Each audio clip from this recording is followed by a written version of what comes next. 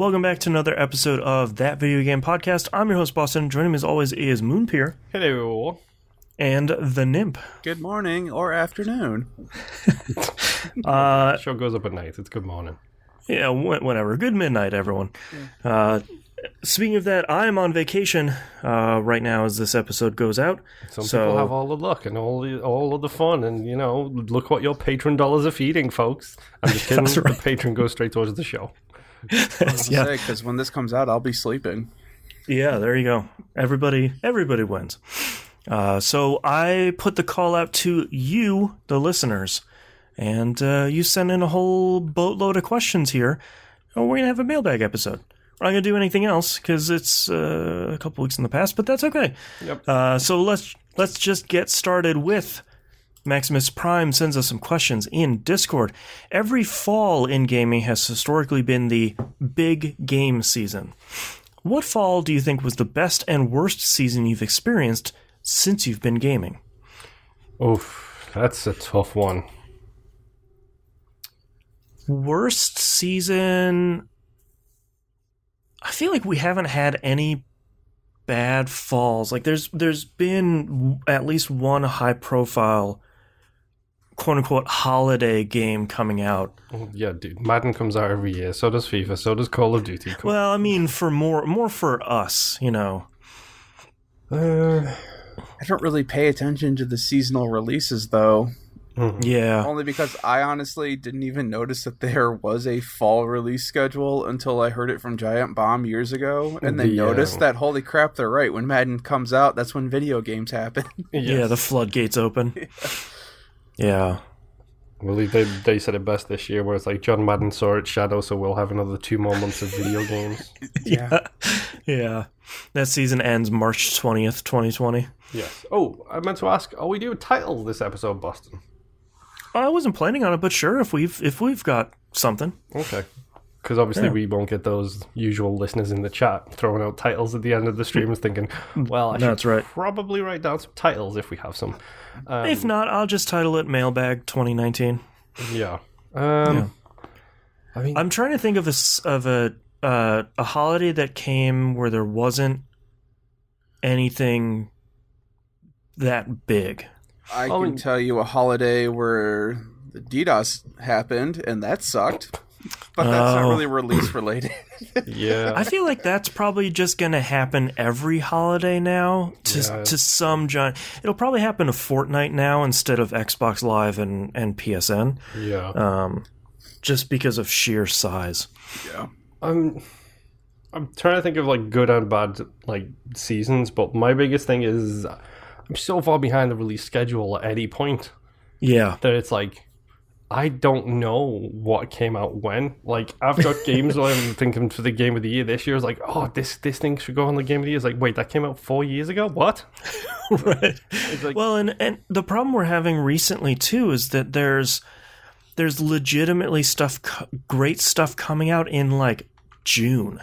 Yep. Like that, January. It has historically been, like, if you don't get out by March, it's coming out in November. You don't release anything during the summer, but God, they're just this year I think we got like maybe a month off in the middle of the year, but that was about it. I can tell you what one of my favorite ones of recent memories was. And that was 2017. For one reason and one reason only. Assassin's Creed Odyssey. Yeah. Because I came into that game expecting nothing and walked away with, I think that might have been my game of the year that year. Yeah. Because Assassin's Creed Origins not Odyssey, is... Okay. It blew me away. They took a year off, they completely redid the entire, like, game. It's just like... They rebooted the franchise, basically. Mm-hmm. Yeah. I mean... It turns out that didn't get my game of the year, I don't think, because Resident Evil 7 did instead, but that came out in January. Right. That's a good January release, though. Mm-hmm. No, AC Origins... No. Actually, let's talk about 2017 as the best year ever. This is the Police, Wolfenstein 2, What Remains of Edith Finch. Yeah. AC Origins, Resident Evil 7, and Prey. All came out that year. Prey. Yeah. 2017 was a good year for... It's the rule of sevens, I'm telling you, man. That's right. 1997, 2007, and 2017. I cannot wait for 2027. That's right. But yeah, I think 2017 was probably my favorite fall because like that was just a whole bunch of big hits. And I think it did pretty good. Worst fall was probably the current generation first fall. Like when the Xbox One and the PlayStation 4 came out, and it was like, here's a bunch of remasters and Assassin's Creed Unity. Yeah, and like a lot of nothing. Like the launch... I feel like the launch lineup for both consoles were okay, and then it was pretty quiet. And nothing like the Switch, where it's like every month, every other month, you got a big game coming out for like the next year and a half. Yeah. Yeah. He also asks, with the looter shooter genre hitting an all-time high, it begs a question, what's your favorite handheld firearm in a video game? What were the specs, ammo, and function, and even aesthetic to put it on your top slot? Oh, best firearm. I'm going to put out one that I think will probably surprise everyone that's listening to this show. Is it a Destiny 2 one? It is the Needler from Halo. Yep. And that's one of the best guns in video games. Yeah. Which version of it, though? I wouldn't know that. 2. It's got to be Halo 2. Halo 1 wasn't great. No, Halo 2 was the one where it was just like, wait, a couple of beats, poo. Yeah, that's the good one. That was the one that started homing in on people too, right? Yep. Yeah, Okay. that's just I think from the look of it, like this like porcupine being on your fist, and it's shooting out these pink darts and then exploding after a period of time. Like it's just the coolest. I also like the fact that they do, like, aesthetically on that, the needles on the top get less and less as you run out of ammo in the magazine. That's like a really smart touch. Yeah. I got another Halo one for you. The OG pistol, aka the most overpowered weapon in all of video game history. the most accurate pistol. Yeah. Yeah. Cerebral Bore, let's go with that for the old school fans. Terrible games. Like, yeah. Don't get me wrong, I love my N64 first-person shooters. There are some really good ones in there. I'm looking at you, GoldenEye and Perfect Dark. Mm-hmm. But then there's Turok. And Turok 2. Turok's Foggy Disaster. Mm-hmm. But they also gave us the Cerebral Bore, which looked like a monstrosity, and then fired a ball, like a ping-pong ball, that they just homed onto people, drilled into their head, and then exploded. Yeah. And it was called the Cerebral Bore. It's so good. It's literally on the tin. Mm-hmm. See, I've got two. Since you brought up Perfect Darkness, of course, the laptop gun. Mm-hmm. In the original game, because nothing beats setting up a sentry gun and just having people run into it. Yep. Mm-hmm. My other favorite weapon is the Sheepinator from Ratchet and Clank. Yeah, the Sheepinator. Yeah, I forgot about that. Yes. Pretty also, much the disco gun is good too. Yeah, speaking of disco gun, we can't forget the all-time greatest musical themed weapon of all time. The dubstep gun. There we go. That's my alarm to wake up to. I forgot about the dubstep gun. Specifically, I love the fact that they have so many different skin variations for it, and each skin produces different music. Yep. So good. I think, going old school, I think the double barrel shotgun from Doom 2. I think that's always been a personal favorite, and them bringing that back and making it really, really strong in Doom 2016 is really great. Mm-hmm. You mentioned Destiny, and I'm trying to think of a gun that I would really recommend. Cryptic Dragon. Cryptic Dragon is just a great name. Destiny guns have great names. The reason Cryptic Dragon has such a special place in my heart is because, one, it was the very first gun that I unlocked, so that thing kept me in Destiny 1 all the way into the end. And two, it had, I think it was called Solar Flare, where if you killed an enemy with a headshot with it, it would blow up in a solar flare. And Firefly. Firefly, that's what it was, and possibly blow up other enemies with it. Mm-hmm. That, to me, was the best gun. Yeah, there was I guess my pick would probably be, it's like the most basic choice, but Hung Jury SR4 from Destiny 1. It's like the gun that if you got it when it was being sold, it was the perfect role for a scout rifle, and that kept me throughout the entirety of Destiny 1. Just every raid, every activity, PvP, PvE, whatever. Like I managed to keep that. That was pretty good. And there's a gun in Destiny 2 and Exotic that it's a pulse rifle that shoots 2 black holes, and if enemies die and they explode in like small purple black holes, and I never remember the name of it, and the gun is awesome. But I talk about Destiny enough as it is, so. Jimbo Jangles sends us an email. We talked about this in an earlier TVGP episode, but I want to bring it back, see if we change our opinion here. Hey there, TVGP. So I'm sitting here eating cookie dough and thought, hey, what's my dream game? I gotta say, it's a Gears of War game that plays just like Red Alert / Command and Conquer. Top-down base building, awesome middle soundtrack, and goofy live-action cutscenes that give you the mission rundown along with the campaign. Replay either side. What is your dream game, TVGP?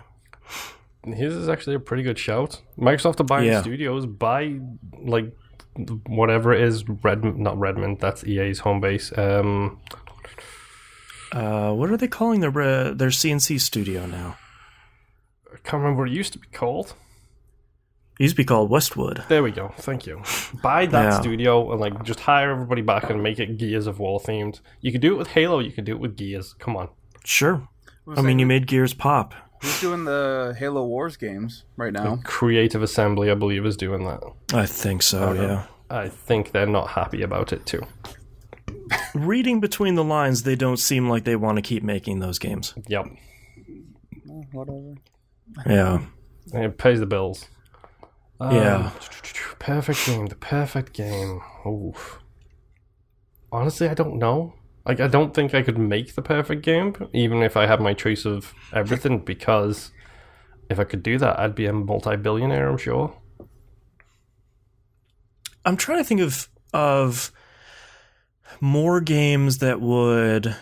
more series that would fit into weird genres, like a point-and-click adventure or like a top-down puzzle. You know, like when Lara Croft Go got announced, and we're like, and okay, like, what? And then it's like this is gonna be stupid. Games ever. Yeah, and you're like, oh, this is really good. Also, that Lara Croft and the Temple of Osiris. Yes. Yeah, that was a great game too. Put Lara Croft in anything, apparently, is my shorthand here. Do the swan dive off the diving board into the pool, and then, magic happens. That's right. So Lara Croft in the Olympics. I like it. Coming on the Switch. Yeah, Lara Croft in an Olympics game would be hilarious. She just wins everything. I don't know. If you turn any game into a Disgaea type game, I'd probably take a decent crack at it. Ugh, no. Don't let Nipponichi anywhere near any of your valued IPs, folks. Yeah.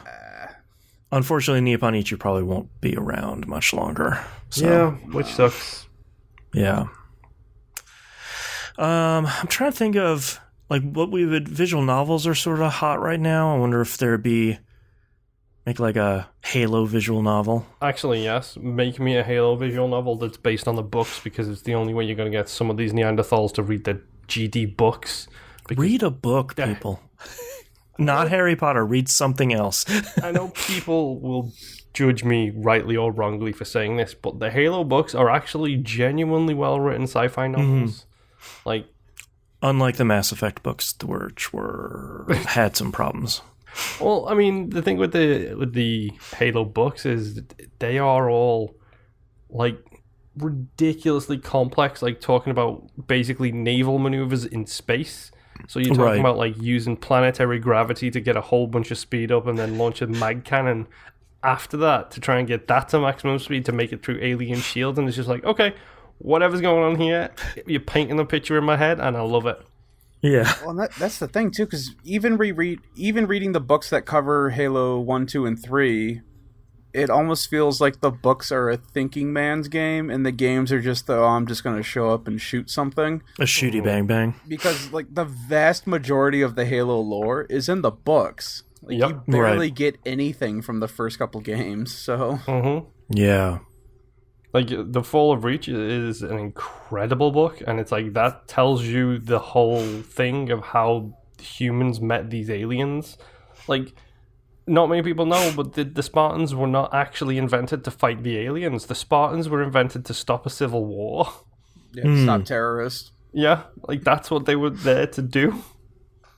Yeah, go make that into a visual novel or like a point-and-click adventure or something. Also, the Spartans were kidnapped as children. Yeah. And clones were left to die. Yep. The Halo series is dark. Read the book, sheeple. I'm trying to think of anything else. You guys mentioned Halo Wars. I'm trying to think of anything else that would really fit in that sort of genre of sort of small-scale real-time strategy games. I don't really know. I feel like Gears is kind of like Jimbo Jangle said, Gears is kind of the perfect pick there.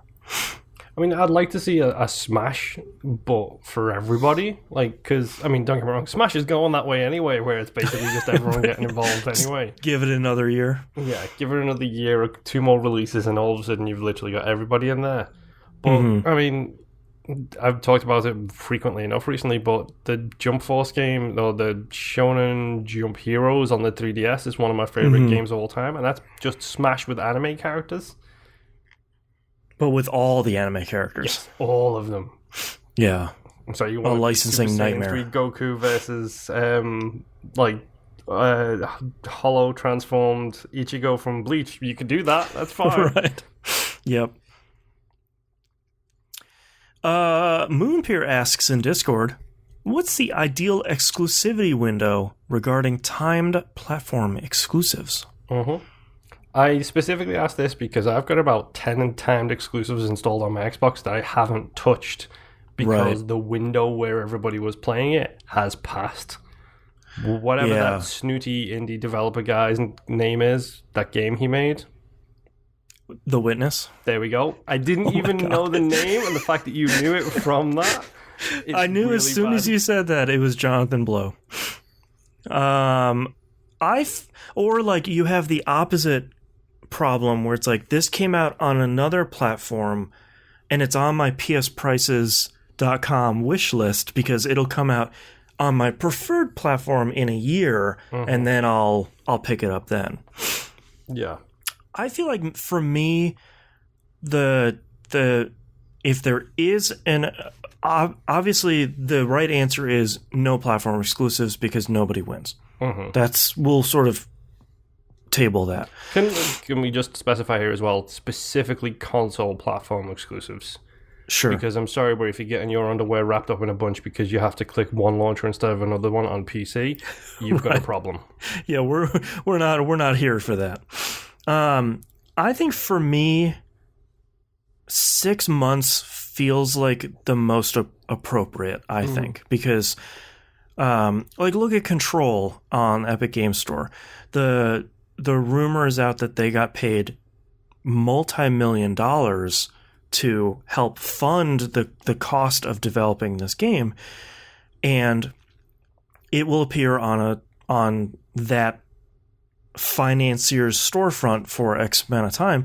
I feel like if it's on there for 6 months, or if it's on the Xbox One for 6 months and it comes to another platform or vice versa, 6 months is probably a pretty good amount of money. And I think 6 months avoids the No Man's Sky problem with it coming to Xbox One, where it came out and it's like, here's No Man's Sky 2 years later, $60. It's like, go to hell. Yeah. That is not 100% on that one. $60 is way too much to ask for a game that has been improved but has been out for a considerable amount of time. Yeah. That game. I would really like that game. I know I would. Yeah. But it's so hard to... It's so hard to have it stop fighting you at every turn. True. It sounds like a bunch of... Because they've been patching it since the last major one, and it sounds like they may have fixed a lot of the original issues that I was having with it. So I've been thinking about going back into it eventually. I just haven't had the time. And now it's the end of the year, so... yeah. What do you guys think for exclusivity windows? I don't really care. Yeah, you're going to be playing it like 3 years later anyway. Yes. Well, that and the fact that I've got all 3 consoles anyway, so if there's something that just comes out for Xbox, I have an Xbox One. If it's just for PlayStation, I have a PS4. Yeah. Nintendo's going to Nintendo, so I have a Switch. Yeah. I mean, I'm with you, Boston. I think 6 months is a good one. What really bothers me is the non-exclusive exclusives. I'm looking at the Yakuza series specifically only being on the PlayStation. I'm looking at so many Japanese games that nobody bothers to actually put the time and put them out on other platforms. And they're not even like second-party devs where it's like, before Insomniac got purchased, obviously Spider-Man isn't going to come out on Xbox One because they only put out stuff, except for Sunset Overdrive, they only put stuff out on PlayStation platforms. So it's like, all right, it's not my expectation, but... Yeah, that's the one that bothers me the most. It's there is no deal to make this exclusive to this platform. Right. But it's exclusive to this platform because either they don't have the resources or the ability or the desire to put it on anything else. I mean, how long between PC releases for some of these games that are PlayStation exclusive? Right. I mean, if they ever come out, because of Japanese developers in some cases, like, Sega is finally getting... along with the PC platform suddenly for some reason. But, there's still a bunch of developers who are like, Konami, that stuff's never coming to PC. And and in the US, EA, a lot of cases, sports games don't come to PC at all. Oh, that's because they can't monetize the ever-loving crap out of them. Because it's true. Literally Not yet. Open up Cheat Engine and go, here is my coins, I am done, thank you. Right. Yep. Available now on the EA Origins marketplace. Yeah, those are the ones that bother me where it's like, I understand why they might not want to bother putting a game on Xbox One in Japan. I get it. That's has never been a starter in Japan. But I wonder when the install base gets big enough in the West for that to make it worth. It's like, well, in Japan, it just comes out on PS4. In the States, it comes out on PS4 and Xbox One. I think the install base is already big enough. You literally... I think so, too. You take one look at Monster Hunter and tell me that thing did not prove that point. I think if you want to... I think Monster Hunter is probably your best showpiece for... Here, a multi-platform game from a Japanese developer and publisher can do really well... everywhere. Resident Evil has always done well, and people will quite rightly brush that off as being, well, that's Resident Evil, that's the exception to the rule. Monster Hunter has never been one of those games. It's never been a grab people's attention and sell bajillions of copies on whatever it's released on. It was about as It's been niche. you tunnel your PSP game. Exactly. It was almost as niche as visual novels. And then they released it on all 3 platforms. PC slightly behind, I believe, at the time, but they released it on everything. Yep. And guess what? It sells hot banging numbers. It's their best-selling game of all time for Capcom's history. This is the same people who put out Street Fighter, folks. Right, Street Fighter 2. That's insane. All right, next question from Jet Ice 182 in Discord. What game made you the most emotional? For me, it was the first 5 minutes of The Last of Us when his daughter died. I really welled up at that. That was a good moment. Walking Dead Season 1, Episode 5. Oh, gosh, yeah. The end of Walking Dead Season 1 was just like, don't... Legit tears streaming down my face. Yeah, just like, no, why? And it's because it's a train wreck you see coming for the other 5 episodes. Yep. I must just be a cold soul because I really haven't had that big of an emotional experience with video games. Well, video games have had a problem. Say the very first thing that I ever did, though, was Final Fantasy VII with, of course, Aerith dying. Well, but outside of that, I don't know, just callous and old. Well, and I think video games have always struggled with telling, number one, telling stories. Number two, telling emotional stories, which takes a deft hand that a lot of video games don't have. Yes. But we're seeing that more and more, I think, especially in the last handful of years, and I think especially in the indie scene. I think that's what we're... Like, this year, Sea of Solitude came out, a game I was really looking forward to.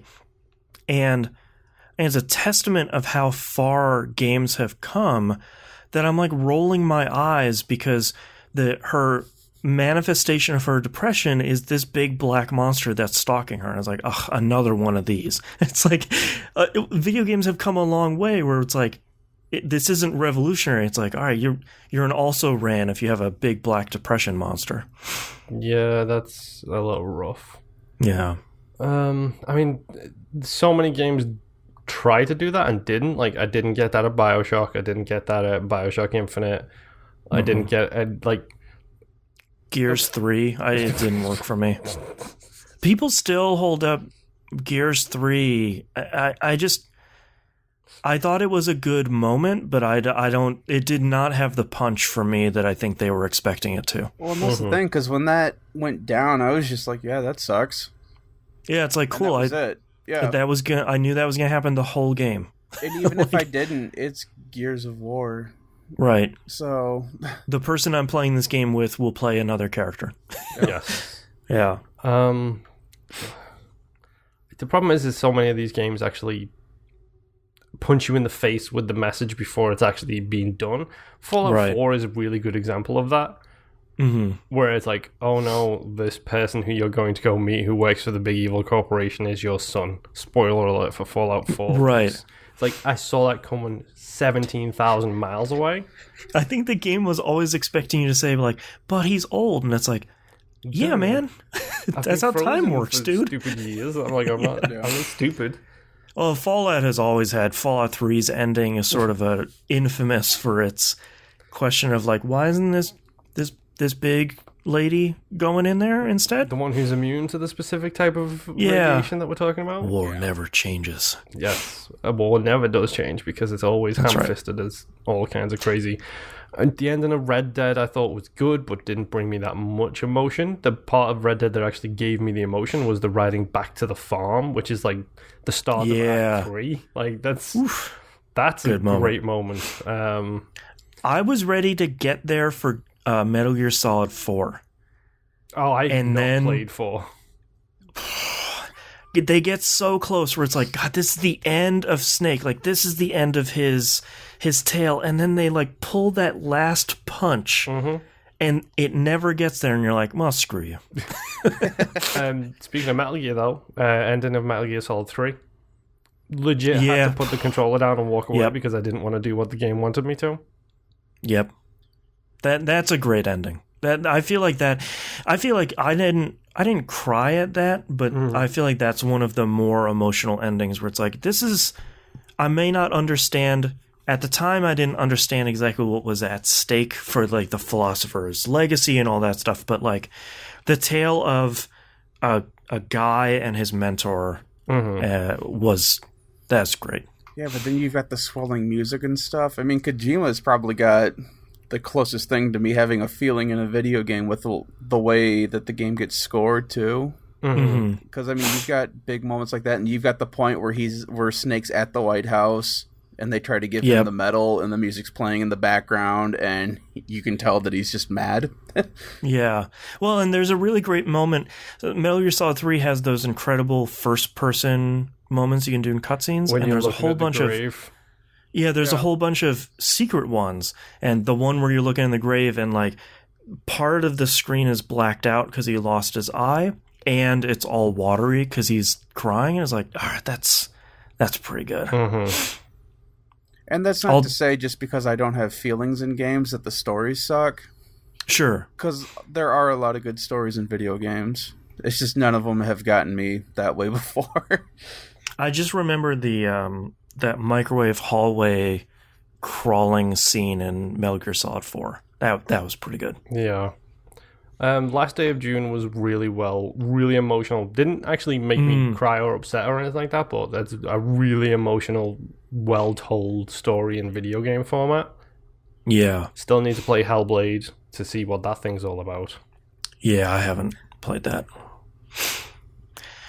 T-Bomb Rocks asks us in Discord, what's your most disappointing and most surprising console launch game, handhelds included? Disappointing and surprising. Racing game, kudos. Project Gotham 3, Xbox 360 launch game, I believe. Yeah, that was... I never played the first two, and then I played that one, and I was like, why have I never been playing these games? Yeah, and it was so great because they had perfected that game by the time that one came out. It's like, all right, we know exactly what we're doing. Here's this incredible racing game. I think a disappointment for me was Valkyria Chronicles Revolution, I think it was. Because Sega would not release any Valkyria Chronicle games in the US, and then this finally came out over here. It was a third-person action JRPG instead of the tactical style that Valkyria is known for, and it sucked. It was a very half-ass attempt at Sega trying to do a money grab, and they ticked off a lot of people to the point that they lost a lot of money on Valkyria 4 because a lot of people didn't buy it when it first came out because they didn't know what Sega was doing with it. Yeah. So, which Valkyria 4 goes back to the way it should have been, and it's a great game. But yeah, Revolution was hot garbage. I think one of my biggest surprises from this gen is Power Star Golf. Yep. That's an Xbox One launch title, and I think that's one of those games that was like, oh, cool, it's like a new Hot Shots Golf. This will be great. And it's like, oh, no, this is really good. Mm-hmm. Yeah. And then you've got the complete flip side of that, which was Crimson Dragon. Yeah, Crimson Dragon was really, really bad. I still like the mechanics in playing that game, but get thee away from me, Satan microtransactions. Yeah. Over on PS4, Knack was a real downer of a game. Not a real flop. Yeah, like not inherently bad. It just didn't do anything. Like it never really went anywhere. Yeah. Knack on PlayStation Plus when, please? Has it ever been? I don't remember. No, it has been. I think it was on once. Yeah. People asked for that for years. That was the Let's go back joke. to the old faithful, the N64 launch. With Demo Core, one of the greatest games of all time. Blast Core here in the US. Yes. You've got Wave Race, one of the hardest jet ski games I have ever played in my life. Yep. And then possibly the best roguelike of all time. We don't know. We'll have to let scientists decide. Sure. Star Fox 64 / Lilac Wars. That's a great game. It's a fantastic game, and it doesn't deserve the hate that thing got. No. Yeah. I love that game. I just looked up the PS1's launch titles, and I have to give a special shout out to Battle Arena Toshinden. Yep. Yeah, because like it's a bad game. It was a bad game then, but like you could see this on a TV in Sears and be like, "Oh my god, 3D games are here! Like I could buy that. I could play that at home." Oh, when the heck did Jet Moto come out? It wasn't at launch. It was pretty soon after that, though. It was early. I played the first one and the second one way too much. Those games were real good. I'm trying to think of. I never really remember. The only handheld I got at launch was the PSP, and it was like a bundle with Dark Siders, that fighting game, and Lumines, and I picked up like both of those, and I was like, both of these look fine, whatever, like a fighting game and a puzzle game, I'll get both. And it's like, whoops, Lumines is really good. I mean, the Saturn that came out. Virtua Fighter I missed. Mist on console was so bad. Was Lumines? Yeah, Lumines was a launch title. Okay. Darkstalkers Chronicle of the Chaos Tower. That's what it was.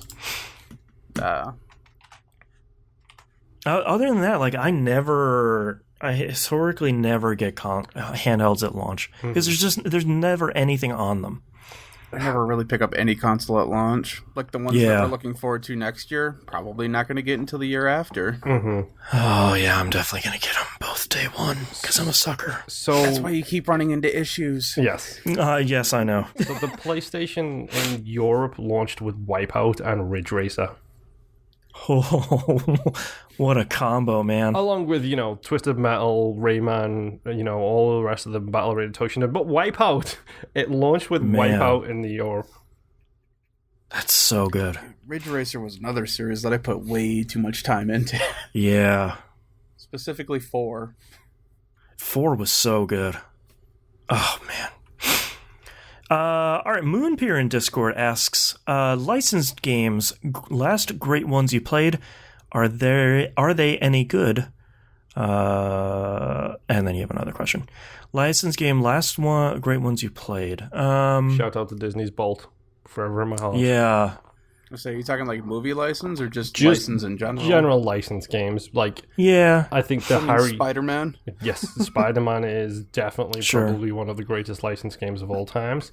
I miss the crap licensed games, though. I miss the 8-hour single-player campaign Captain America licensed game. Yeah. I miss that dumb crap. King Kong, the movie, the video game? Yes. I think you'll find it's Peter Jackson's King Kong, the movie, the game. Thank you very much. My apologies. Yeah, I don't... Cool Spot from the Sega Genesis. I love Cool Spot. Yeah, Cool Spot's great. There was a Ronald McDonald game on Super NES. I think it was like a puzzle game. It was a couple, because that's actually one of my favorite licensed games of all time was McDonald Land, the The treasure one? Where it's like a side-scrolling platformer that was ridiculously difficult. No, this was like almost like they'd call it open world nowadays. You had like this entire factory to go around. You're solving puzzles between different rooms. But you're right. There was this weird thing where like Ronald McDonald showed up in like 5 different titles on the Super NES and Genesis, and they were all different. Yup. Heard that all of the Burger King games were actually really good. Sneak King was good, and the racing game was meant to be good too. Yeah, that one was fine. I don't remember the third one, but I remember not liking it that much. I guess you could sort of say the Lego games kind of are, but I feel like they're their own thing now. Yeah, I feel like they've just become their own thing. Lego Marvel Superheroes is probably one of my favorite ones, though. Yeah. Which one? The first one I like more. Yeah. It's not too big. Yeah, before they go into Lego Batman 3. Oh my god. I wanted to finish that. It's so good, and just there's too much stuff. Mm-hmm. So there's nothing quite as embarrassing as when you like look at the rest of what you've got to do after beating the campaign in a Lego game. Mm-hmm. It's like, oh, I've got another 90 hours to spend in this thing to get everything. I have another 8 planets. Mm-hmm. Yeah. Speaking of, Moonpeer asked another question. Grindy achievements. How grindy is too grindy? This one was inspired by Dead by Daylight. Okay. I'm not going to lie, because it's a wholly multiplayer, player versus player experience. So naturally they have some achievements in there, which is about doing X activity a certain number of times. Right. So, for example, there is, just using the killers as an example here, there is an achievement for killing. There's several achievements for sacrificing a survivor to the entity. So you've got 1, which is like, yay, you killed your first person. Here is an achievement. Right, you did it. You've got 10. Okay, not so bad. Then you've got 100. No. And then you've got 500. Oh, woof. And To top it all off, you've got killer-specific ones, which are, like, for example, the pig is a good example. So this is the Saw Lady. Her special ability is reverse bear traps. So she puts a reverse bear trap on somebody's head. That's her special ability. Her achievement for putting them on people is 125. Yikes. The maximum times you can do it in one match on a default loadout is 4. Oh, wow. You can use consumables and end up with, like 6 per match or whatever. But her maximum on default settings is 4. And Yikes. That's a little ridiculous. I feel like the one that always bummed me out were the seriously achievements in Gears of War, because I feel like they are inherently grindy. Like the stuff they're asking you to do isn't crazy. It's just the number that they're asking you to do, and it's okay if this is literally the only game you play day in and day out until the next Gears comes out, and it really is an achievement. Like it's a serious thing you've earned, but it's so much, like just the sheer scale where it's like, just play 20,000 PvP matches. It's like, oh my God, like that's an impossible number. Like, I mean, stuff like that, which is a culmination of everything, I'm a bit more forgiving on, because, like, number one, I ain't ever gonna get it. I'm never gonna get it. No, it's just it's the pure numbers ones where it's like, do this 100 times. It's like, as far as I'm concerned, if you're a dev and you sit there and you put one of those achievements in your game, divide that number by 2. Right. And then that's the number you should be putting in there, because like 500 sacrifices is exactly as you said. It's like, yeah, that's fine, 500 sacrifices. I'm about 50% of the way to that, and I play specially as a killer. There's an in-game achievement. There's a triumph in Destiny 2 for doing 250 strikes in the strike playlist. I play Destiny 2 a lot. Really? I'm at 197. Like, it's just stuff like it's that. So Divided many. by 2. And then that feels a lot more acceptable, because, and it's still tough. You regular casual fools aren't going to get it. Right. It's only going to be your hardcore players are getting it. Right. Well, my biggest issue with a lot of them, too, besides the insane numbers that people want you to grind out for their games, is when you get very, very specific conditions for an achievement or trophy. Right. Like with Halo, I think it was Reach, we're on the specific 7th day of a month at 7 o'clock or some crap. You had to have 4 co-op players on a Ghost, and you all had to do something at the exact same time. Yep. Right. Screw you. Yeah, it's like, I'm never gonna get that. Or it's one of those things where it's like, Calendar Man. Arkham Asylum has an achievement for interacting with Calendar Man on every single major holiday of the year. Yep. Which that it's a little less bad because you can do it solo. Yeah, and you can go into your system and you can screw with the calendar in your system. Oh, that's true. Whatever. Yeah. But like very, very specific dumb things that you wouldn't normally do, and you need a hefty amount of luck to be able to pull off. It's like, no, I'm not doing it. Like those achievements where it's like, halfway through this 30-hour game, instead of taking a left, you take a right, and you stand there for 10 minutes, and this rare enemy comes out, and you kill it, and then that gives you an achievement. It's just like, no. How's I going to get that? The other worst thing that I have is when you get into like JRPGs and they have multiple endings. Just going to bring that up. No matter how many times you play it, it's still a 30 to 40 hour game. Well, those don't bother me as much as like you see in Final Fantasy VII, where it's like raise every character to level 99, including Aerith. And it's just like, wait a minute. Yep. It's just like, I don't want to do this in the first place. Nevertheless, for somebody who's there for the first 15 hours. Yep. Get those cacto fights going. Yeah, that's right. T-Bomb Rocks in Discord has a whole bunch of questions here for us.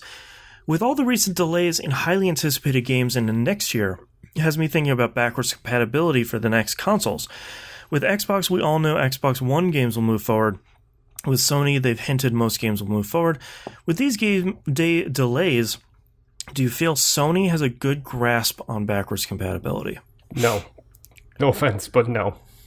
I think they do. That's probably the polite way of phrasing it, yes. Yeah, because I think as we see more and more games getting delayed into the first half or the second half of next year, I think it's natural for a lot of people to say, well, just move it to a PS5 game, and that'll make people buy the console, which is wrong. Stop. But I think if you're in Sony's position, it's so much better for people like us that are early adopters. That's like, sure, it works on your PS4, works on your Xbox One, whatever. But man, look at how sick it looks on the Scarlet or the Xbox or the PS5. Like, it 4K, 60 frames, ray tracing, like all this cool stuff. And it runs well on the other ones. But like, look at this one, yeah. That's the stuff I feel like they should. That forward compatibility is really what I think they should be trying to focus on. Yeah, I mean, what did they do with The Last of Us? The first one or the first one? Because that was a PlayStation, real late gen PlayStation 3 game. Yeah. That then they waited a couple of months after PlayStation 4 had come out and then re-released it. Yeah. Yeah, I feel like Sony thinks they've got this in the bag, and I would be the most surprised if they do. I'm waiting for the second job speech again, because all of the faces are leaving as well. Like, I don't know what's going on with Sony, but something. They're seeing the price of the PS5 and they're like, all right, man, I'm going somewhere else. Yeah. I'm sorry, I've got a professional football team that I need to become the CEO of. Love you, Peter Moore. Thank you for taking. Someone's on the phone. I gotta go. For what PS1 era RPG or RPGs would you like to see getting the Final Fantasy VII remake? For me, it would be Grandia, Castlevania Symphony of the Night, and Suikoden. Go ahead, Moon. You got one. I wish I could remember the name of it.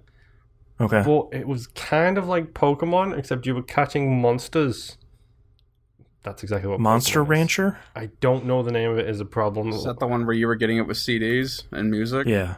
It wasn't that one, I don't think. Oh, okay. But it was like a Jade Cocoon. It looked like Grandia, except it was 3D sprites instead of the 2D sprites. Oh, okay. And you'd catch monsters, you'd put them in like a mating pit, they'd produce an egg, and then that egg would be a hybrid of whatever the two monsters you put into it, and then you'd have to level that thing up from scratch. It was such Pokemon, like, it was unbelievable. But for the PS1 game? I think it was a PS1 game, yes. I feel like that's Jade Cocoon, but I never played it.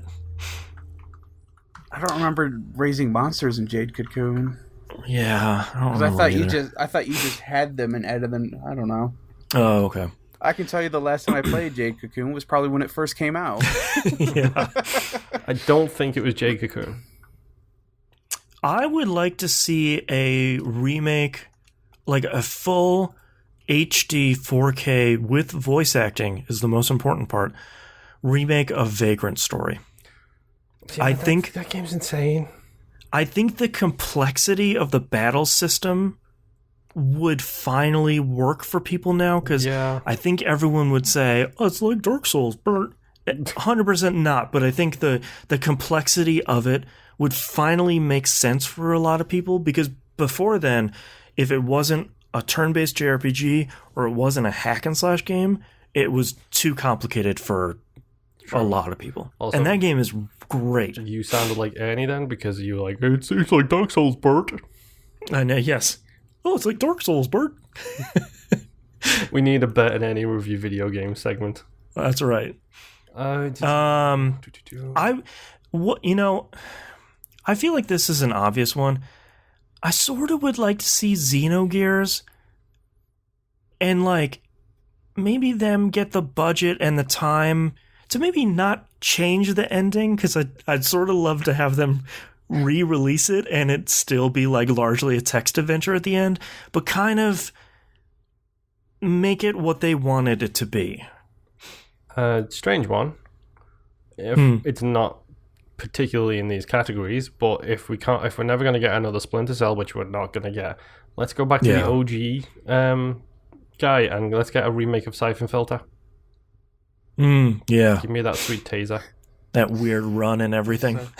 That way you can just set people on fire with a taser. Mm-hmm. That's right. In 4K. That's the important part.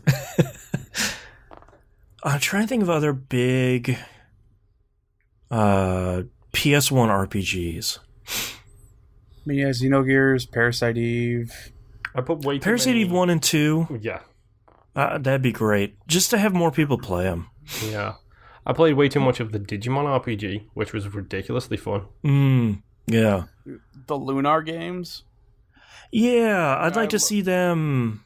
The first one was okay, but the second one I really liked.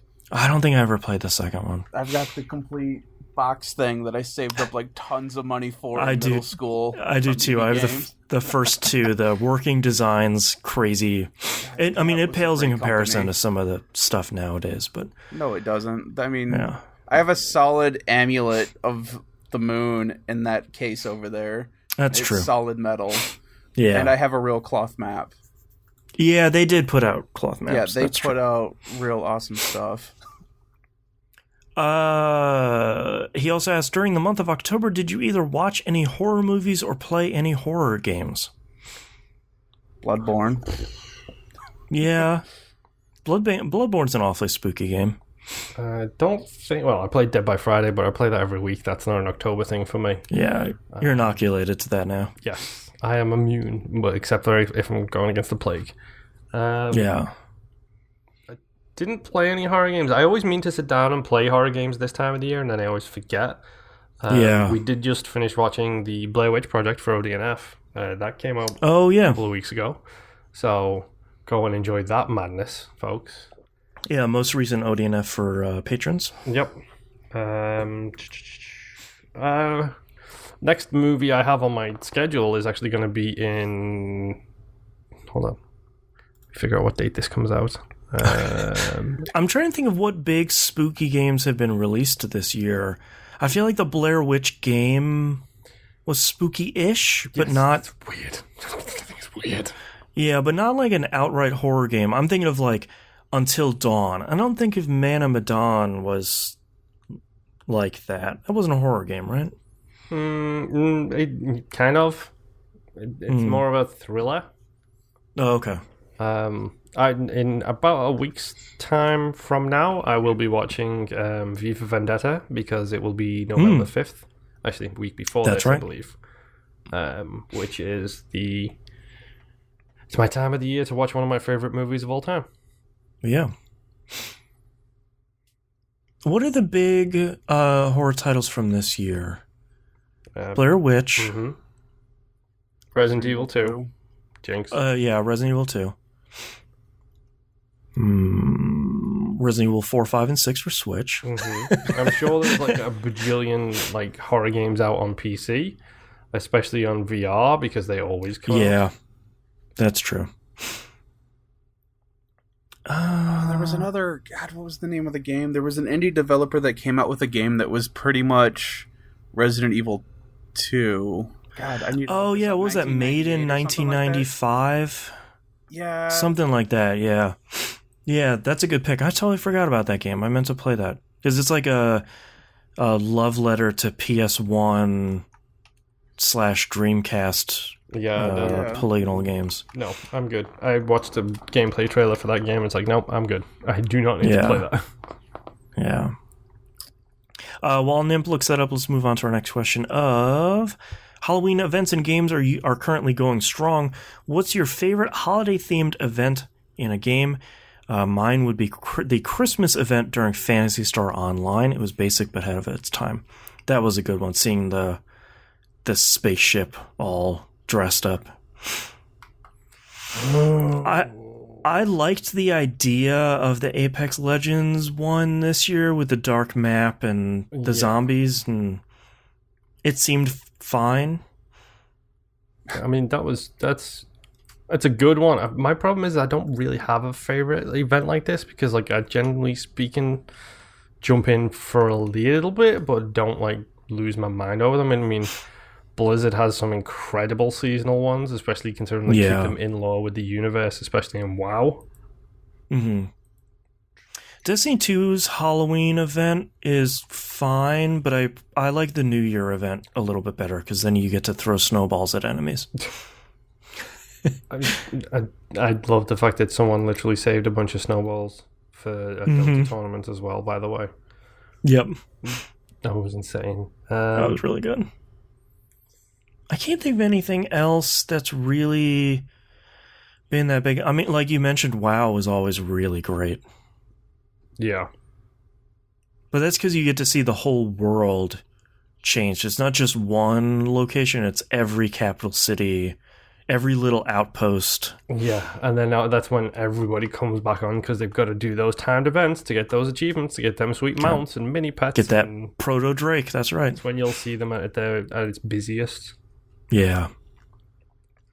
And lastly, what's your favorite early online enabled game? Mine would be Chrome Hounds and NBA NFL 2K on Dreamcast. I loved the Mech Assaults one for original Xbox. I believe it was. Yeah, that one was a lot of fun. I don't think I played that a ton, but I feel like that was one of my first online interactions with voice chat with people, because I had been playing online games on PC for, since we got the internet with Doom 2 was online enabled. That was before Quake World. But boy, certainly nothing will beat Xbox 360's Uno for just the amount of people's privates I have seen on an online game. The combination of that coming out with the Xbox Vision camera was real bad. Yeah, that's true. Your own little chat roulette going on there. It was, you're playing Uno and chat roulette. And we didn't play with the camera, and we did not let other people show their cameras during the game. But my wife would always get those questions of, well, how big are your boobs? Right. And I was like, they'd hear a woman. It's just like... Yeah. Yeah. Yeah. And it's always some 12-year-old kid who doesn't even know what to do with it. Just learned the word boobs. Yeah, I think my first one was Halo 2. And that was one of the OG, LAN party Xbox games. Yeah. That and playing, not online, but playing the... Halo 2 was the best one for just general online, but for LAN parties it was Splinter Cell 2, which had the Spies versus Mechs. Yeah, I never played that, and I always regretted not playing it. So good. Yeah. So good.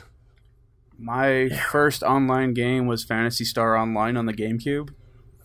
Oh, on the GameCube, okay. Yeah, and I don't even know how we got that thing hooked up to the internet to begin with. Because you needed that modem, that 56K modem hooked up to it, and I don't even know where that came from. All of a sudden, one just showed up. We're like, all right, let's try this out. And we figured out what the internet and video games could do, which was a lot at the time. I played PSO Episode 1, as it would later be called on Dreamcast, and that was like a revolutionary experience. We're just like, I'm in this dungeon with other, these are real people, other real people. Mm-hmm. That was great. Two, real quick, just to call back. Sure. Daymare 1998. There you go. So, yeah. That took a little bit of searching. Yeah. All right, our last set of questions here comes from Jimbo Jangles via email. Hey, TVGP, Jimbo Jangles here. Just a few off the top of my head questions for the questions episode. Number 1, what is your biggest gaming pet peeve? People asking my wife how big her boobs are. Yeah, that's up there. Seeing the amount of flack my wife gets for having lady in her name and sounding like a man. And then the amount of confusion that she posts with messages on Xbox Live where with her name being Bearded Lady, and people were like, are you a lady that has a beard? And it's just like, do you not know what bearded... Never mind. Mm-hmm. One of my biggest pet peeves is when I fire up a game and there's a loading screen, a lengthy loading screen before I can press start to get to the menu to load another loading screen. Yep. So say hello to every online game these days. So yeah, I'm guessing Destiny still does it. I was going to say hello to Destiny too, because anything you do in that game is a loading screen. Yeah, and like that's to me that's I can understand that because you're loading stuff from a server or the internet or whatever. I'm talking about like single player EA games where it's like EA, it's in the game, loading screen. Press start, loading screen. I'm gonna load my game.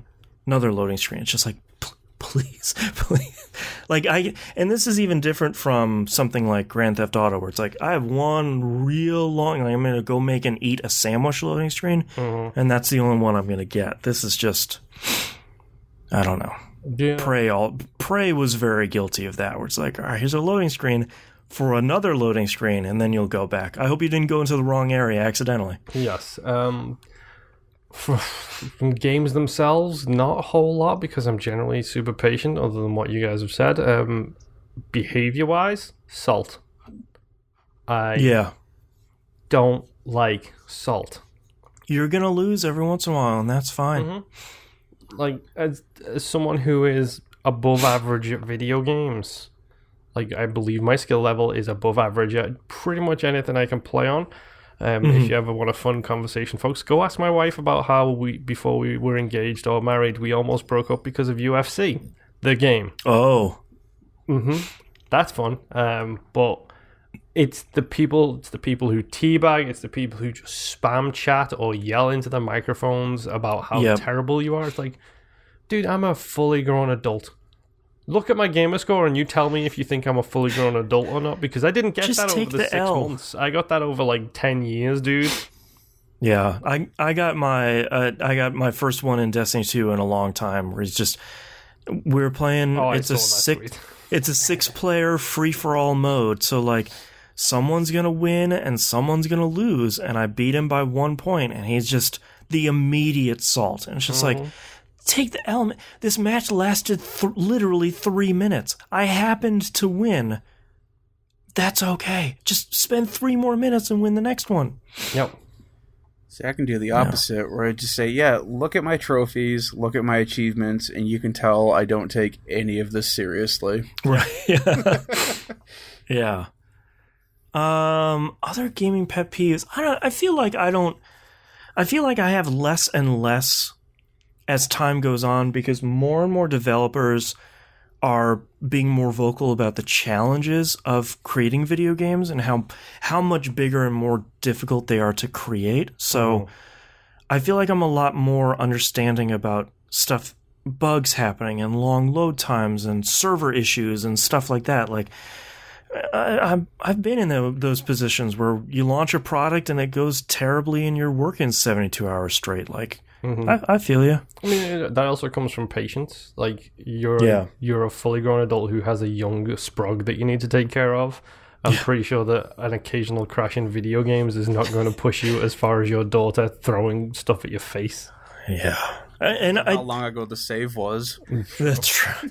And I feel like part of that, too, is if I have a game that doesn't work right now, I have literally 400 other games that I could pop in and go play. So, like, this game's having server issues. That's cool. I'll just pop on over this other single-player game that I have on Game Pass that I haven't tried yet. Yep. Like, it's an embarrassment of riches, and that works out in our favor. It also depends, too, on what the rest of the game is bringing. Because, like I said before, Control was a glitchy/buggy as hell game. Yep. But I still really liked that game for all the flaws that it had. Yep. But then there's a different game that that I would have talked about 2 weeks before this came out. That there's so much going on right now, it's almost a dumpster fire for me to play it. Right. So, his next question is, what is a feature you want from the new consoles? Mine is offline achievements on Xbox. Yeah, that would be helpful. Like, get that thing. I mean, don't get me wrong, you can still earn them offline, but the Blair Witch game that I recently started, where literally none of my progress tracked achievement-wise because I was offline, is crazy. That's stupid on so many levels. But yeah, that would be a good one. I would like to be able to play a single-player game without having to wait for something to install for an hour. Yeah. After it installs, then install the day one patch, and then after that installs, it has to sync with the server, and then once that finally syncs, 3 or 4 hours later, I can finally play the game that I just paid for. Mm-hmm. I feel like I want to see... Microsoft eventually got there where like the controllers have headphone jack ports in them. Like I want that to be standard on... I wanted that to be standard on all consoles.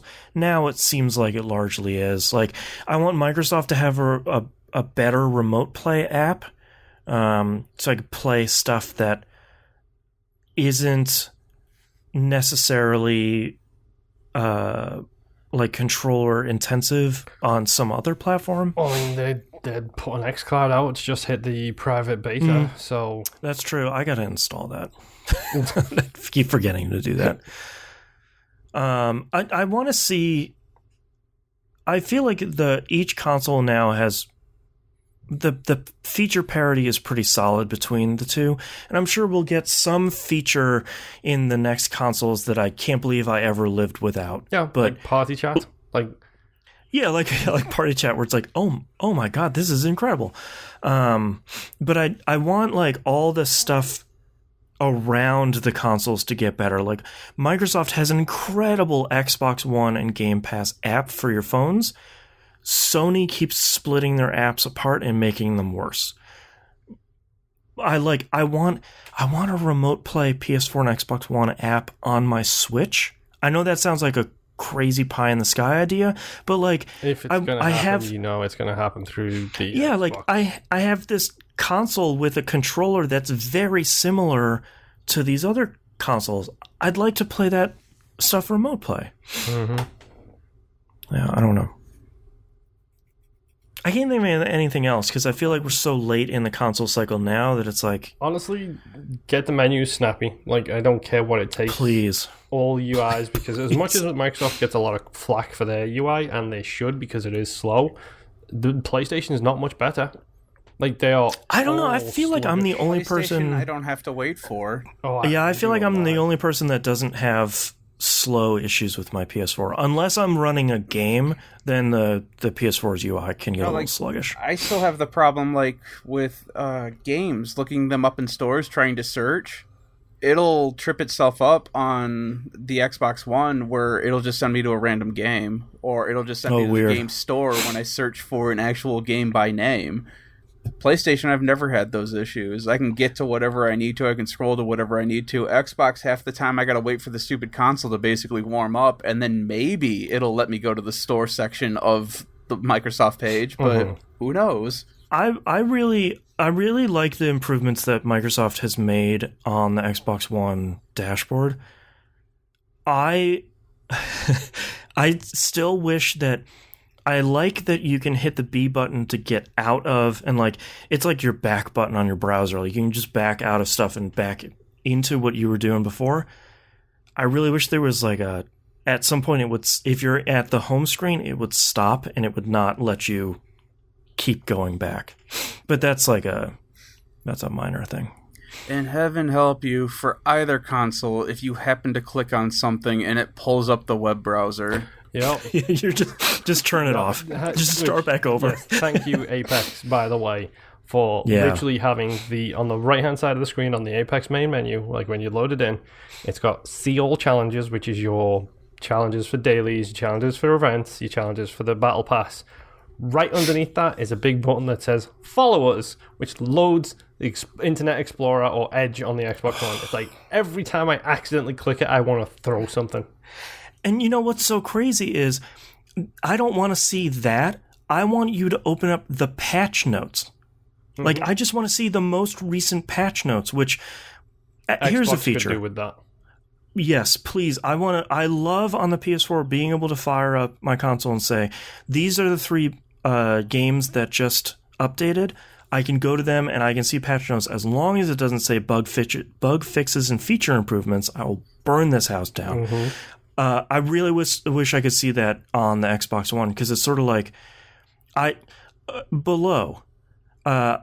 was really waiting for a patch on that game. I didn't know if it ever happened. I don't know if it did, what changed in it, and I can't find anything on their website. So, like, Yeah. I just lost the ether on that one. Yeah. It's just bug fixes and performance improvements makes me laugh because it makes me think of The Outer Worlds, because there's literally a terminal in there that says, like, start it, hit it, kick it, wait a little bit. I have to place 8 entries in total, and then moves on to the actual thing. It's like, you literally wrote that in there because you have to put something in there, and you did the laziest thing you could do. It's so good. Next question. Have you ever started a game over as a different class and found the game more enjoyable? I recently did that in Torchlight 2. Mass Effect 2. Once I'd already beaten everything there was to beat in that game, I tried out the teleporty shotgun guy, and I loved it. Because I played through that on the hardest difficulty, which means you play as a soldier because you need the survivability. Yep. And then when I did that, I restarted it as the teleporty shotgun guy. I was like, this is amazing. Zoop, zoop, zoop. See, I usually know what I want class-wise out of a game. Well, that's because you do 66,000 hours of research before you hit the A button to start it. And I play things like Dungeons and Dragons, so I understand stats and stuff. But you know what you're looking for. The closest thing that I had was with Dragon Age Origins, because I went through and played all 7 or 8? 8 different origin stories, and I picked different classes for each one that would go with the race. And then I think I ended up going with a human two-handed noble person in that one, just because it felt good in that game. Mm-hmm. But I mean, I liked a lot of what they did, but that was probably the closest thing. I've never fully played a game and then thought, oh, let me try this, like with Skyrim, or even with Oblivion or Morrowind. Mm-hmm. I usually spec up my characters a certain way where I am a stealth assassin for the most part. Mm-hmm. And if I can't kill it, I can talk my way out of it. Right. Anytime I try and do that, like if it's a game like Skyrim or anything like that, I try and play it a different way. But then I always revert back to my same old way of playing, which ends up then just turning my class slowly but surely from like the alchemist mage into the stealth archer guy. And it's just like, well, I've gone and ruined it now anyway. Next question is, this may be a tough one. Favorite movie based off a video game? Maybe a video game movie you disliked the least if you have no favorite. The original Resident Evil. It will forever be. That wasn't too bad. That was giving me my pick. I like that they did something different with it, but kind of still made a zombie movie, kind of. Mm-hmm. Like they stuck as close to these stories they could, while also infusing sections from later game story into it with like the AI girl and everything else. There's that dope laser hallway scene. Yeah, it does. Yeah. The Ratchet and Clank movie wasn't bad. I still haven't watched that yet. I mean, it's not going to win any awards, any whatever the hell the awards are now, but it was fun to watch. My kids really liked it. I thought Spider-Man Far From Home was a pretty good adaptation of the Spider-Man 2018 game. There you go. What else has been out there? I didn't see the Silent Hill movie. Apparently it's meant to be okay, and it also has one of the grossest scenes in movie history, which I've actually seen via GIF format about 1 million times. Is it the barbed wire? No, it's the ripping of skin. Oh boy, okay. What else? I didn't see the Doom movie. Any of the Doom movies, now that there's another one out. That movie's bad. Yeah. The Rock? Yeah, the one with the first person section. Yeah. What other... There's a Prince of Persia movie that came out. Did the Assassin's Creed movie ever come out? It did. It did. I heard that was fine. It's on my short list to watch. It's also canon because it's included in Odyssey's real world thing. Yes. Yep. They took the different animus and started putting it in the games. Oh, bless my heart. How could we forget? The Warcraft movie came out like 2 years ago, dude. No, I still haven't seen that. I haven't seen that one, although... It seems fine. For a good movie, Resident Evil takes it. I think that is a good really good movie based on a video game. For the best bad one, we gotta go with Mortal Kombat. The first one is a ridiculously good movie considering how I kind of trashy like it that is. movie. It's Yeah. Street Fighter movie, though. Oh, that's a good point. Yeah. But the Street Fighter movie, I feel, is bad, whereas I feel that Mortal Kombat is a good bad. I mean, don't get me wrong, Raul Julia is in the Street Fighter movie with, that line, which I will not make that line come up again for the 50th time this year. I haven't seen Detective Pikachu yet. I want to because it looks super cute. Mm-hmm. Advent Children. That's a pretty solid movie.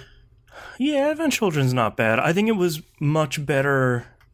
I think in hindsight it wasn't that great, but when it came out, it was really good. Yeah. I forgot about DOA Dead or Alive. The movie's so bad.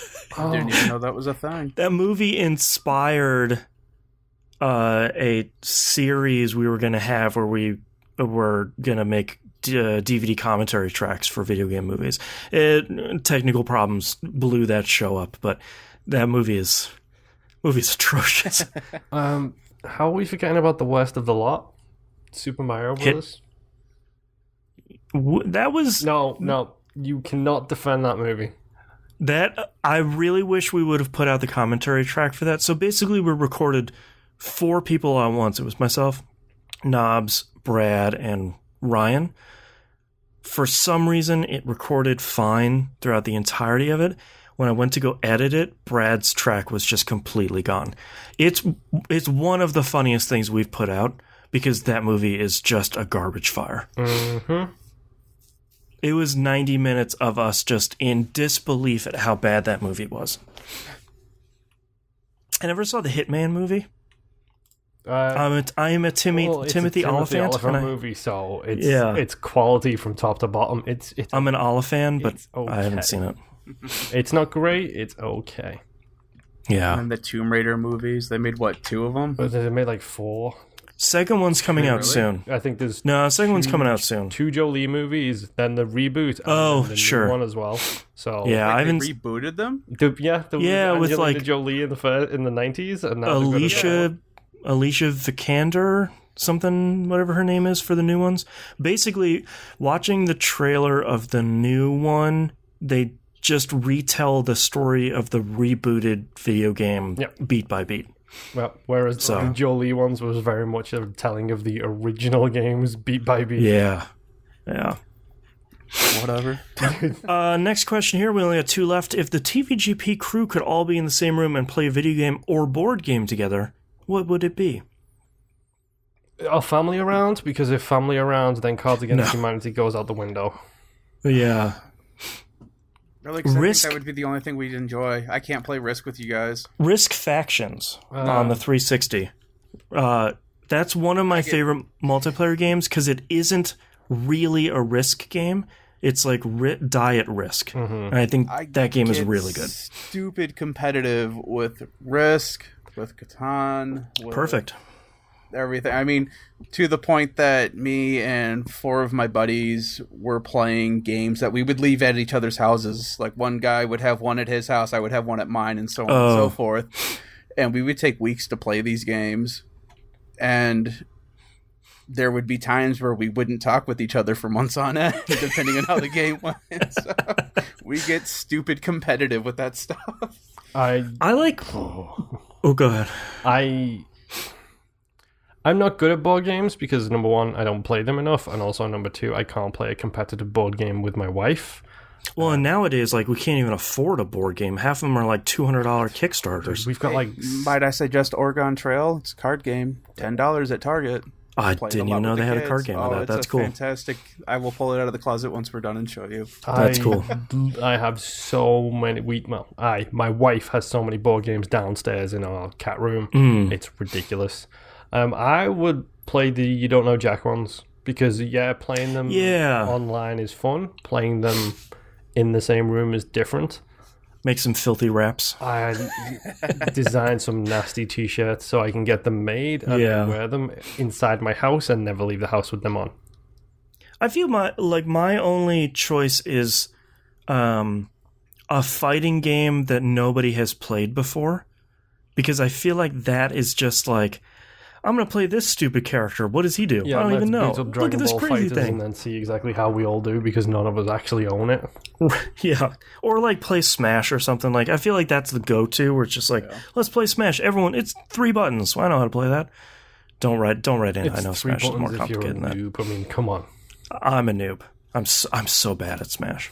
I would also play just the trivia games too. I think just having just stupid, dumb fun, popcorn trivia game. I miss a little bit of liquor. I miss the CNET games from 360 with that special controller and everything. Like, man, those games were great. All right, and the last question here, I didn't mean to leave like the biggest question here for the end. Sure. Oh, is this the political one? What game defined 2019 for you? I mean, there's 2. Okay. Dead by Daylight. I don't have anything. Okay. And there is Apex Legends. Because sure. Dead by Daylight number 1 it was a non-starter for me when my wife was playing it. Like, my wife got hardcore into that game, and when she was playing it, it was a complete non-starter for me. I was like, okay, I played a little bit and enjoyed it, but I wasn't interested in going back. Now I play every single Friday night. Right. Like, it's insane how much fun I've had with that game. Like, and ups and downs, technical issues, non-technical issues, just issues in general. The game doesn't load. The game doesn't want to start for like T. Like, that kind of defines this year, where it's had its lows, it's had its ups, but things look like they are getting better. So if you're talking about a definition of 2019, it's that, or the second choice for me, Apex Legends, for a similar thing. It has these spectacular highs and even more spectacular lows because of the issues that both games have had going throughout the course of the year. Right. I mean, I guess unfortunately it sort of has to be Destiny 2 for me. But I've been playing that for the Destiny franchise for 5 years at this point, so I feel like that's kind of a given. I'm trying to think of anything else that's had a similar amount of staying power, and unfortunately, I didn't. I like Apex Legends, but I haven't gotten into it as much as I should have, because I think I would really enjoy it if I did. I mean, if we're going off the whole definition thing, then Anthem is your perfect summation of 2019. So much potential wasted. I was actually going to say Borderlands 3. Yeah. I think Borderlands 3 is, on one hand, I haven't played it. On one hand, it is another case of a franchise refusing to grow over a long period of time. Like, Borderlands 3 should have been, from a humor and a writing standpoint, all this stuff, just a light year away from Borderlands 2. And then it has the disingenuity that the video game industry does right now, where it's like, we're not going to do any of this stuff. We're not going to do any of this, live game sort of stuff. Here's our first limited time seasonal event. She's like, okay, cool. You just went right back on those choices. Not so I to feel like mention it's got. I'm not even going to mention his name associated with it too. The Magician. Yes. Let's use his tarot card. Yes. He's an upside down magician, please, if we're going to go tarot card themes. There you go. Yeah, I 2019 has been a really... We'll probably talk about this during our top 10 and our predictions episode at the end of the year. 2019 has been a really weird year where there have been a lot of really, really great games and a lot of really big games. And the industry is at one time getting way less greedy, and at the other time way greedier at the same time. Yep. It's been a really weird year. The nymph has frozen. Yep. Yeah, I'm still here. Oh, okay. I can hear you. It's just I'm not going to restart it right now since we're at the end. Yeah. What games defined 2019 for you, Nimp? Honestly, I would have to go back with Control for me, because that was a game that I did not pay attention to at all for trailers or anything. Didn't care about it. Dare you not care about a Remedy game? Do you know who you do a podcast with? I'm just kidding. It's a good thing that my camera's not working right now because you could see all the care that I have right now. All the middle fingers in the world. But it... you guys still there? Oh, I think he dropped. Yep. For real now. Well, I'll leave it on my recording anyway, since I'm still recording. Well, it's an episode, so we of course have to have some Control Skype is the game technical issues. that I would pick. I think we will... Yep, there it Here is. we go. Sorry, Oh, I kept talking on my recording end because I was like, it'll connect here again in a second. Okay, that'll be some fun crosstalk for you peeps at home. Yeah. Control is the game that I would pick just because, like I said, I wasn't paying attention to it, didn't watch anything for it, and then had had heard that it was based off of the SCP stuff, which I really enjoyed the lore of, and then just went all the way in with that game. Yep. It was like us with Prey in 2017. It was like, Prey, whatever. Like, you're going back to Prey, who cares? And they're just like, oh, God, this game is so good. Yeah. So... Yeah. All right, well, thank you very much, everyone, for sending in your questions. We recorded way longer than I thought we would, which is great for you guys. Less great for us because we have another episode to go record. So thank you very much for everyone for listening. TVGP.tv for all the stuff, and we'll see you all next week. Ciao. Goodbye. And we can stop recording.